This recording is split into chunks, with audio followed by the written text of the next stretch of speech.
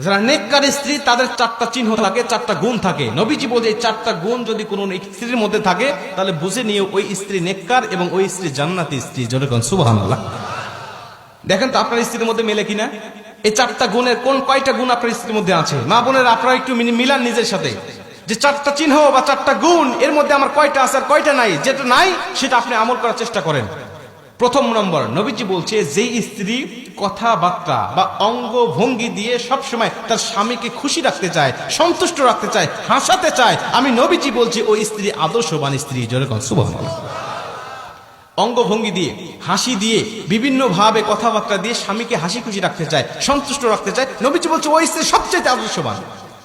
আপনি মিলান তো আপনার স্ত্রী আপনাকে হাসায় কিনা, আপনাকে সন্তুষ্ট রাখতে চায় কিনা, নাকি সবসময় মুখ গোমরা করে রাখে। যদি হাসাতে চায় বা আপনাকে সন্তুষ্ট রাখতে চায় বুঝে নিয়ে নবীজির ভাষা অনুযায়ী ওই স্ত্রী আদর্শবান। 2 নম্বরে নবীজি বলছে তুমি যখন বাহির থেকে আসবে তখন তোমার স্ত্রী সংসারের কাজগুলোকে সামান্য সময়ের জন্য স্থগিত করে তোমাকে সময় দেয় কিনা। আদর্শবান স্ত্রী সাময়িক সময়ের জন্য সংসারের কাজগুলোকে স্থগিত রেখে বা একটু স্টপ রেখে তখন স্বামীকে সঙ্গ দিবে। বাইরে থেকে আসছে জুতাটা খুলে দিবে, জামাটা খুলে আলনার উপর রেখে দিবে, এরপরে কি লাগবে গামছা মুখ ধুয়ে আসছে ওয়াশরুম থেকে টাওয়ালটা আগায়া দিবে, তার কি দরকার এদিকে সে মনোনিবেশ করবে। নবীজি বলছে যখন আদর্শবান স্ত্রী এটা করবে আল্লাহ পাক তখন ওই স্বামীর মধ্যে স্ত্রীর জন্য মোহাব্বত ঢেলে দিবে। জোরে কোন সুবহানাল্লাহ।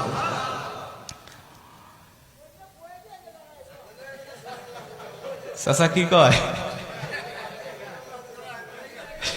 একটা কি যে মুসিবতে আছে না আপনার, আমি তো বুঝতে পারতেছি।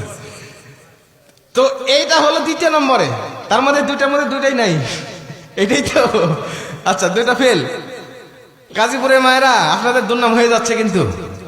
এরপরে 3 নম্বরে নবীজি বলছে যখন স্বামী মানসিকভাবে অশান্তির মধ্যে থাকবে, ব্যবসা বাণিজ্যে লস খাইছে বা কোনো দুর্ঘটনা ঘটছে, কোন একটা মানসিক ডিপ্রেশনের মধ্যে স্বামী আছে, তখন নেককার স্ত্রী যারা তারা স্বামীর ভুল না ধরে স্বামীকে মানসিকভাবে তাকে বিভিন্ন সাপোর্ট দিতে থাকে, প্রশান্তি দেয় বা সাপোর্ট দিতে থাকে যে আচ্ছা তুমি যেটা করছো সমস্যা নাই, তুমি ব্যবসায় লস খাইছে তো সমস্যা নাই, আল্লাহ আবারও আমাদেরকে আরো ভালো কিছু দিবে।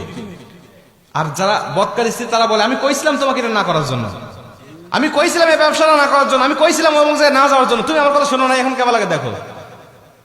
এটা হলো বদকার স্ত্রীর কথা। নেককার স্ত্রীর কথা আচ্ছা তুমি যেটা করেছো এটা তো আল্লাহর তরফ থেকে হয়েছে, আল্লাহ তো বলেছেন ওয়ালা সাউফা ইউতিকা রাব্বুকা ফাতারদা, অচিরেই তোমার রব এমন কিছু দিবে যা দেখে তুমি সন্তুষ্ট হয়ে যাবে, অতএব মন খারাপ করো না, আল্লাহ এর থেকে আমাদের জন্য ভালো কিছু রেখে দিয়েছে। যেরকম সুবহানাল্লাহ। বলেন এমন কথা যখন কোন স্ত্রীরা বলবে স্বামীকে, তখন ওই স্বামী কিন্তু যদিও কষ্টের মধ্যে থাকবে কষ্ট মুহূর্তের মধ্যে দূর হয়ে যাবে, যে কেউ আমার পাশে নাই, আমার পাশে আমার মা নাই, বাবা নাই, আমার পরিবার পরিজন কেউ নাই, কিন্তু আমার অর্ধাঙ্গিনী আমার স্ত্রী আছে। আর একজন স্ত্রী যদি তার মানসিকভাবে শারীরিকভাবে যদি সাপোর্ট দেয়, এর থেকে বড় সাপোর্ট একটা পুরুষের জন্য আর কিছু হতে পারে না। কথা বলে ঠিক কিনা? মা বোনদেরকে বলতে চাই একটু মনোযোগ দেন আমার আলোচনার প্রতি। এটা হলো 3 নম্বরে যে তাকে শারীরিকভাবে মানসিকভাবে তাকে প্রশান্তি দিবে।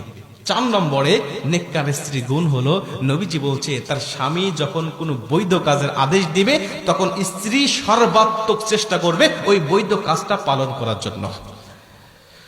যে কোনো আদেশ যদি বৈধ হয়, এখন যদি তোকে চল সিনেমায় নিয়ে যাবো সিনেমা দেখার জন্য, তখন নেককার স্ত্রী যাবে না। নেককার স্ত্রী যদি আপনার কোনো বন্ধু বান্ধবী আসে আর বলে যে আমার বন্ধু আসছে বাহির থেকে তোমাকে চা দিতে হবে, তাদের সামনে গিয়ে নেককার স্ত্রী বলবে না আমার যাওয়া যাবে না, কারণ এটা শরীয়তের গণ্ডির মধ্যে থেকে আপনি আমাকে আদেশ করেন নাই, আপনি শরীয়তের বাইরে আদেশ করছেন। আর কোনো পরপুরুষের সামনে আমার যাওয়া ঠিক হবে না। ঠিক হবে? কোন আদর্শবান পুরুষ কখনো বন্ধুদের কাছে বা পরপুরুষের কাছে তার স্ত্রীকে পাঠাইতে পারে না। আমি পারতপক্ষে আমি চিন্তা করি আমার স্ত্রীকে কেউ বোরকার উপর দিয়ে দেখলেও আমার হিংসা হয়। আমার স্ত্রীকে কেউ বোরকার উপর দিয়ে যদি একটু নজর করে তাকিয়ে থাকে তারপরে আমার হিংসা হয় যে ও কেন দেখলো এতক্ষণ ধরে, এটা আমার হিংসা হয়। আর আপনি আমার স্ত্রীকে আপনি খোলামেলা করে আপনি পরপুরুষের কাছে দেখান। অনেক যুবক আছে নতুন বিয়ে করার পরে ফেসবুকে ছবি আপলোড না দিলে ওর ঘুমই হয় না, ওর বাসরাতই হবে না যদি ফেসবুকে আপলোড না দেয়।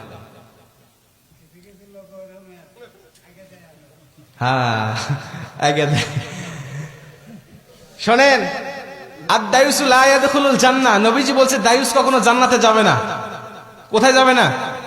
জান্নাতে যাবে না। নবীজিকে সাহাবীরা জিজ্ঞেস করলেন ইয়া রাসূলুল্লাহ দায়ুস কারা? নবীজি বলছে দায়ুস কোনো মহিলা নয়, দায়ুস হলো পুরুষেরা। যেই সমস্ত পুরুষেরা ক্ষমতা থাকার পরেও তার স্ত্রীকে, তার মাকে, তার বোনকে আর তার মেয়েকে পর্দায় রাখে নাই।